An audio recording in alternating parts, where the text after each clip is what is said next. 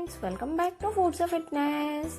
आज मैं आपके साथ शेयर करने जा रही हूँ विंटर स्पेशल अड़दिया पाक। इस अड़दिया पाक को हम बिना चीनी और बिना मावा के बनाएंगे। बहुत ही ज़्यादा सॉफ्ट और टेस्टी बनेगा। इसे घर पे बनाना बहुत आसान है, तो इस सर्दियों के दिनों में मार्केट से अड़दिया पाक लाने से आप घर पे ही बना सकते हो। तो चलिए बहुत ही ज़्यादा हेल्दी और टेस्टी अड़दिया पाक की रेसिपी को शुरू करते हैं। रेसिपी अच्छी लगे तो वीडियो को लाइक, शेयर और मेरे चैनल को सब्सक्राइब करना बिल्कुल ना भूलें। तो अब सबसे पहले अड़दिया पाक बनाने के लिए मैंने यहाँ पे 250 ग्राम दरदरा उड़द दाल का आटा लिया है। यह आपको मार्केट में बहुत आसानी से मिल जाता है, और अगर नहीं मिलता है तो आप उड़द दाल को मिक्सर जार में क्रश करके ये आटा घर पे ही बना सकते हो। फिर मैंने यहाँ पे 250 ग्राम घी लिया है।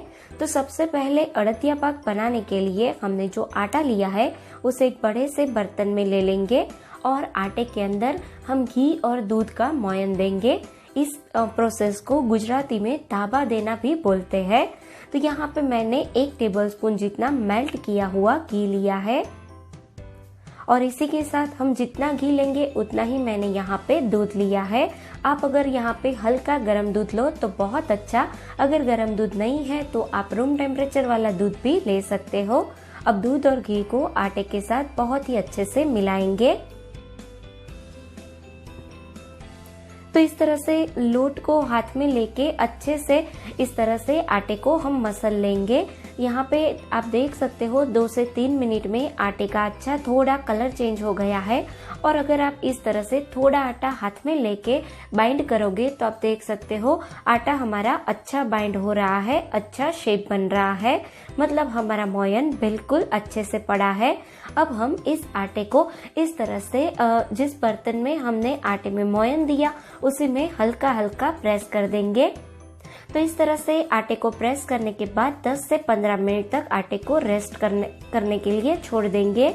अब हमारा आटा जब तक रेस्ट कर रहा है तब तक मैंने यहाँ पे एक मिक्सी का जार लिया है, और इसके अंदर हम गोंद का पाउडर तैयार करेंगे। मैंने यहाँ पे 50 ग्राम गोंद लिया है। यहाँ पे आपको बावड़िया गोंद लेना है। बावड़िया गोंद को हर लोग खा सकते हैं। तो गोंद का पाउडर करके इसे हम एक बोल में निकाल लेंगे, और इसे मिक्सर जार में हम यहाँ पे ड्राई फ्रूट्स का पाउडर करेंगे। तो ड्राई फ्रूट्स में मैंने यहाँ पे 50 ग्राम काजू, 50 ग्राम बादाम और 50 ग्राम पिस्ता लिया है। इसी के साथ मैंने यहाँ पे 2 टेबलस्पून या फिर 10 ग्राम वाटरमेलन सीड्स लिए हैं। जो तरबूज के बीज आते हैं उसे लेना है। अगर आपके पास नहीं है तो आप इसे स्किप भी कर सकते हो। अब मिक्सी को चालू बंद करके हम इस ड्राई फ्रूट का पाउडर कर देंगे। तो यहाँ पे मैंने ड्राई फ्रूट्स का भी पाउडर करके एक बोल में निकाल लिया है, और आटे को 10-15 मिनट हो गए हैं। अब इस तरह से आटे को हम हाथों से थोड़ा अच्छा इस तरह से मसल लेंगे और इसे अच्छे से छान लेंगे। तो जो बड़े होल वाली छन्नी आती है उसे आप आटे को छान लीजिए। तो हाथों से इस तरह से थोड़ा सा प्रेस करते हुए हम आटे को छान लेंगे, ताकि हमारे पास बहुत ही अच्छा दरदरा उड़द दाल का आटा तैयार हो जाए। आप देख सकते हो मैंने सारे आटे को छान लिया है, और हमारा अड़दिया पाक के लिए उड़द दाल का मोयन दिया हुआ आटा बिल्कुल तैयार है। तो अब हम इससे अड़दिया पाक बनाएंगे।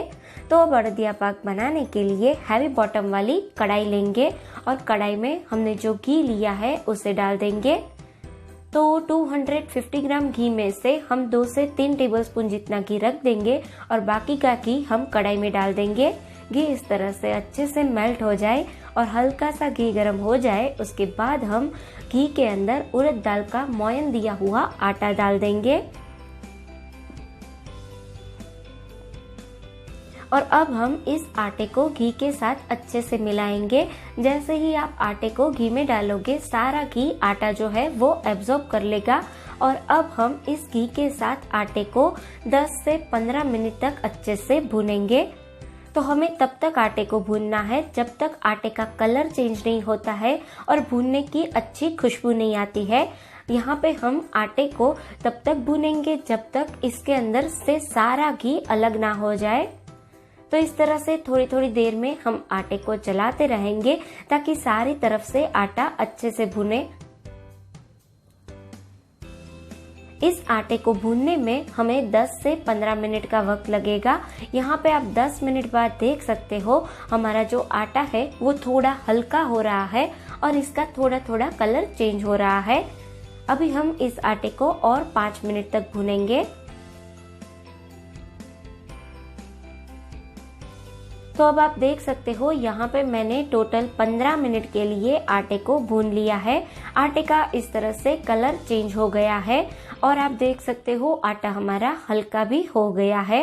आटे के अंदर से सारा घी भी अलग हो रहा है। तो इस स्टेज पे हम गैस के फ्लेम को मीडियम कर देंगे और यहाँ पे हमने जो पहले गोंद का पाउडर किया था उसे हम डाल देंगे ताकि हमारा जो गोंद है वो भी अच्छे से फ्राई हो जाए। तो गोंद को डालते ही हम इस तरह से गोंद को आटे को अच्छे से मिलाएंगे ताकि हमारा गोंद कहीं से भी कच्चा ना रहे। अगर आपका गोंद कच्चा रह जाएगा तो अड़दिया पाक खाते समय गोंद हमारा दांतों में चिपकेगा। तो आप गोंद को अच्छे से फ्राई करें। तो अब आप यहाँ पे देख सकते हो मैंने आटे को अच्छे से चलाते हुए मीडियम फ्लेम पे सारे गोंद को फ्राई कर लिया है। गोंद हमारा बहुत ही अच्छे से फूल गया है। इस तरह से गोंद फूल जाए उसके बाद हम गैस की फ्लेम को बंद कर देंगे और बंद फ्लेम पे हमने जो ड्राई फ्रूट का पाउडर करके रखा है उसे डाल देंगे। तो मैंने यहाँ पे ड्राई फ्रूट का इस तरह से पाउडर कर लिया है। अगर आप चाहो तो आप ड्राई फ्रूट के टुकड़े भी ले सकते हो। फिर 1 टेबलस्पून जितने पॉपी सीड यानी कि खसखस लेंगे और 3 टेबलस्पून जितना अड़दिया पाक का मसाला लेंगे। इसी के साथ मैंने यहाँ पे 100 ग्राम ग्रेट किया हुआ सूखा नारियल लिया है। अब इन सारी चीजों को अच्छे से मिला लेंगे। तो यहाँ पे मैंने जो अड़दिया पाक का मसाला यूज किया है वो मेरा होममेड है। इसकी रेसिपी मैंने पहले ही आपके साथ शेयर कर दी है, लिंक मैंने डिस्क्रिप्शन बॉक्स में दी है। तो अब आप यहाँ पे देख सकते हो सारी चीजों को मैंने अच्छे से मिला दिया है। अब इस मिश्रण को थोड़ा ठंडा होने देंगे और जब तक हमारा मिश्रण थोड़ा ठंडा होता है तब तक हम यहाँ पे एक दूसरा पैन लेंगे और इसमें हमने जो 3 टेबलस्पून घी बचा के रखा है उसे डालेंगे। और जैसे ही हमारा घी थोड़ा सा मेल्ट हो जाए उसके बाद हम इसके अंदर 250 ग्राम गुड़ लेंगे। तो गुड़ को मैंने इस तरह से छोटे टुकड़ों में तोड़ के लिया है।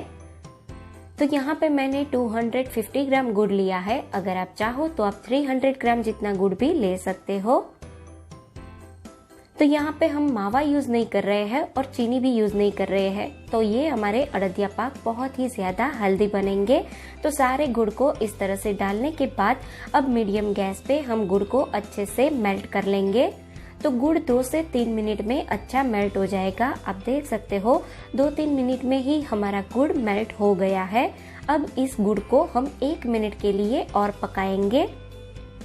तो इस तरह से गुड़ को चलाते रहेंगे और जैसे ही हमारा गुड़ थोड़ा फूलने लगे तब हम गैस की फ्लेम को बंद कर देंगे।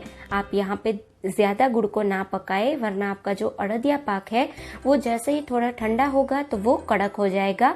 तो इस तरह से 1 से 2 बार गुड़ में अच्छे से बबल आ जाए और आप देख सकते हो गुड़ अच्छा फूल जाए उसके बाद हम गैस को बंद कर देंगे और इस गरम गरम गुड़ और घी के मिश्रण को हमने जो अड़दिया पाक का मिश्रण तैयार किया है उसमें डाल देंगे और इस मिश्रण को हम सारी चीजों को अच्छे से मिला देंगे। आप देख सकते हो जैसे ही हमने गुड़ और घी का मिश्रण डाला हमारा अड़दिया पाक का जो मिश्रण है वो अच्छे से बाइंड होने लगा है। तो इस तरह से सारी चीजों को अच्छे से मिला देंगे और अब हम इसे 5 मिनट के लिए ठंडा होने देंगे। हमारा मिश्रण थोड़ा ठंडा हो जाए उसके बाद हम इसमें से अड़दिया पाक को बनाएंगे। अभी ये थोड़ा गर्म है तो 5 मिनट के लिए इसे ठंडा होने देते हैं। तो अब यहाँ पे 5 मिनट जितना वक्त हो गया है और मिश्रण को हम हाथों से छू सके उतना ठंडा हो गया है। तो इस तरह से थोड़ा थोड़ा मिश्रण हाथ में लेके हम इस तरह से पहले हमारा जो अड़दिया पाक का मिश्रण है उसे बाइंड करेंगे और फिर कोई प्लेट में या फिर चॉप बोर्ड में इस तरह से रख के हम इसका शेप बना देंगे। तो यहाँ पे आप गोल लड्डू भी बना सकते हो लेकिन अड़दिया पाक का शेप बिल्कुल इसी तरीके का होता है। आप देख सकते हो मैंने यहाँ पे अड़दिया पाक को बना लिया है। बिल्कुल इसी तरीके से हम सारे अड़दिया पाक को बना के तैयार कर लेंगे। यहाँ पे मैं आपको एक सीक्रेट टिप दे रही हूँ। अगर आपका अड़दिया पाक इस तरह से बाइंड नहीं हो रहा है तो आप इस मिश्रण में 2 से 3 टेबलस्पून जितना दूध मिला दीजिए। कई बार ऐसा होता है कि अड़दिया पाक में हमने जब मावा नहीं डाला होता है तो वो बिखरने लगता है, अच्छे से बाइंड नहीं होता है। तो अगर आपको ऐसा प्रॉब्लम आता है तो आप अड़दिया पाक के मिश्रण में 2 से 3 टेबलस्पून जितना दूध मिला दीजिए, तो उसमें बहुत ही अच्छा बाइंडिंग आ जाएगा। तो अब आप यहाँ पे देख सकते हो मैंने सारे अड़दिया पाक को बना करके तैयार कर लिया है। इस अड़दिया पाक में हमने बिल्कुल मावा नहीं डाला है और इसमें चीनी भी नहीं डाली है, तो ये बहुत ही ज्यादा हेल्दी बना है। आप इसे एक बार बना करके 1 महीने तक स्टोर भी कर सकते हो। यहाँ पे आप देख सकते हो हमारा जो अड़दिया पाक है वो कितना अच्छा सॉफ्ट बना है। तो अगर घर में बुजुर्ग है तो वो भी इस अड़दिया पाक को बहुत आसानी से खा पाएंगे। तो आप इस तरीके से इस अड़दिया पाक की रेसिपी को एक बार जरूर ट्राई करें और आपके एक्सपीरियंस मुझे कमेंट बॉक्स में जरूर बताइए। आप अड़दिया पाक बनाते हो तो कैसे बनाते हो ये भी मुझे कमेंट में जरूर बताइए। रेसिपी अच्छी लगी है तो वीडियो को लाइक, शेयर और मेरे चैनल को सब्सक्राइब करना बिल्कुल ना भूले। फिर मिलेंगे एक नई रेसिपी के साथ, तब तक के लिए थैंक्स फॉर वॉचिंग।